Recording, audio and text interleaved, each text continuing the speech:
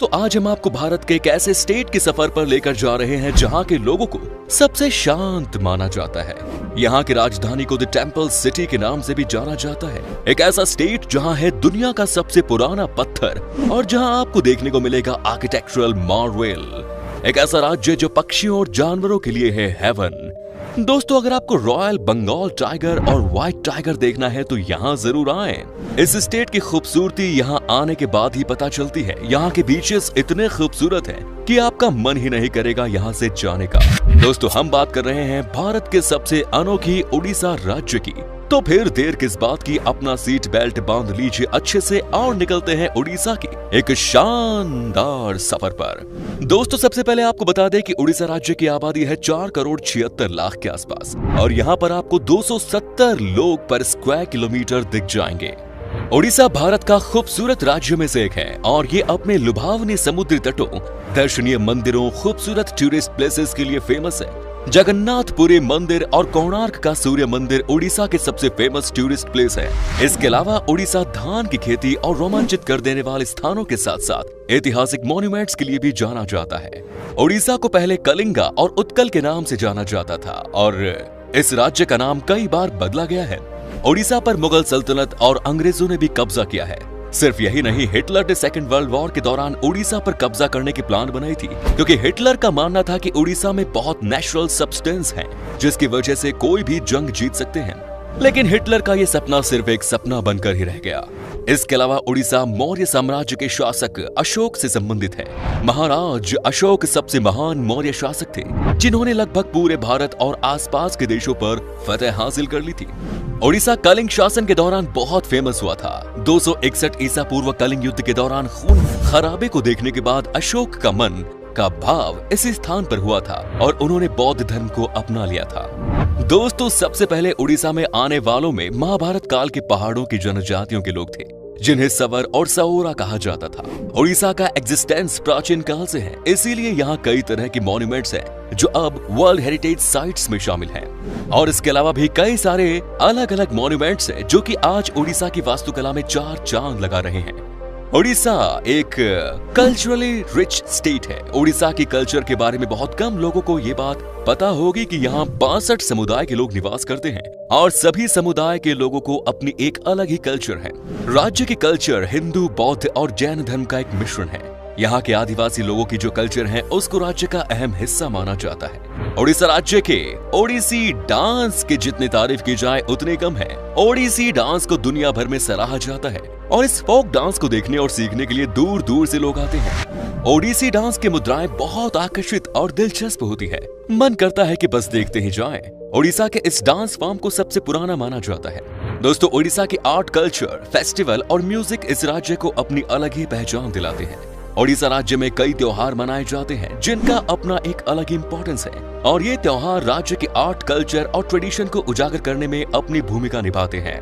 उड़ीसा के कुछ प्रमुख त्योहारों में शामिल है कलिंग फेस्टिवल, चंदन यात्रा जो कि एक 21 दिनों का आकर्षित त्योहार है, दुर्गा पूजा जो कि सितंबर से अक्टूबर महीने में मनाए जाने वाले त्योहार है, कोणार्क डांस फेस्टिवल और जून जुलाई के महीने भगवान जगन्नाथ की यात्रा देखने लायक होती है। इसके अलावा उड़ीसा में आप सैंड आर्ट, फैशन और रॉक शो, एक्सीलेंट फूड और एडवेंचर स्पोर्ट्स एक्टिविटीज का आनंद भी ले सकते हैं। उड़ीसा में बोली जाने वाली मुख्य भाषा उड़िया है। यहाँ पर 4.5 करोड़ लोग उड़िया भाषा बोलते हैं, लेकिन इसके अलावा यहाँ कुछ अलग भाषाओं का भी इस्तेमाल किया जाता है। इसमें से संभलपुरी भाषा प्रमुख है।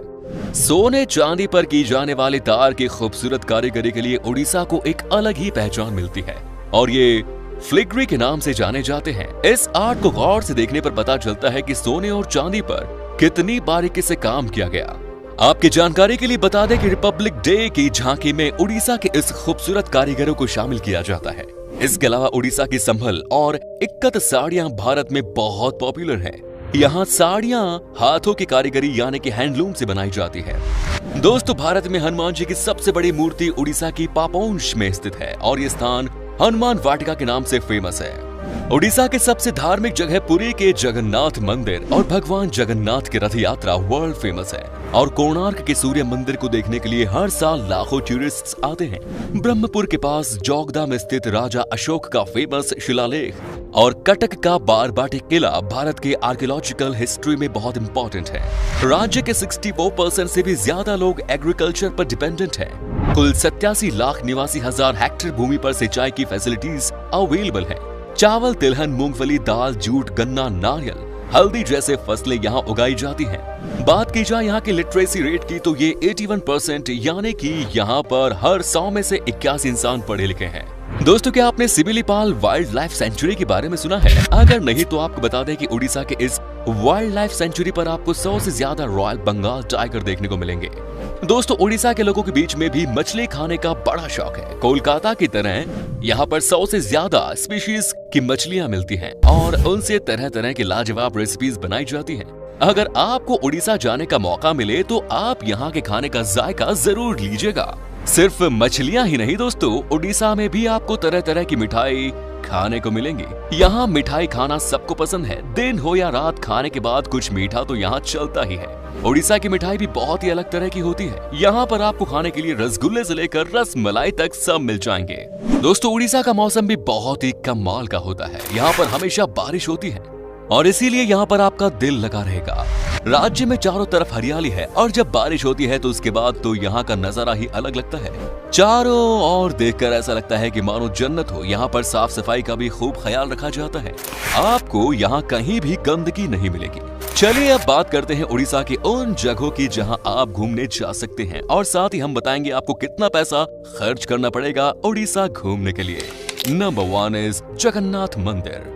इसे 12वीं सेंचुरी में गंगा राजवंश के शासक द्वारा बनवाया गया था। पूरी दुनिया में मशहूर रथ यात्रा का सबसे फेमस फेस्टिवल यहाँ मनाया जाता है। यहाँ पूजे जाने वाले मुख्य देवताओं में भगवान जगन्नाथ, भगवान बलभद्र और देवी सुभद्रा है। लोग भगवान जगन्नाथ का आशीर्वाद लेने के लिए जिंदगी में एक बार उड़ीसा जरूर जाते हैं।